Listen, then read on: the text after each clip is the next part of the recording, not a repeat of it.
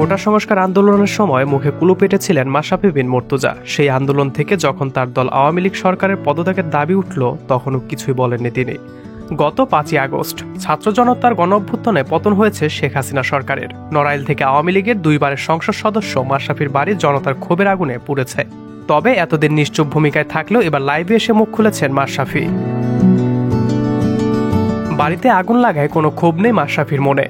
এক অনলাইন পোর্টালের সঙ্গে আলাপে মাশরাফি এবার মুখ খুলেছেন। নিজের বাড়িতে আগুন লাগায় কষ্ট পেয়েছেন জানিয়ে জাতীয় ক্রিকেট দলের সাবেক অধিনায়ক বলেন, নড়াইলের বাড়িটা করেছিলাম মায়ের জন্য, এখন শেষ। অনেকেই বলেছেন মামলা করতে, ব্যবস্থা নিতে। ছবি ভিডিও সবই আছে অনেকের কাছে, তবে আমি বলেছি এসব করব না। আমার বাবাকেও তা বলে দিয়েছি। এখনকার সরকার কিংবা ভবিষ্যতে নির্বাচন করেও যে সরকারই আসুক না কেন, কারো কাছে বিচার চাইব না। কোনো অভিযোগ নেই আমার।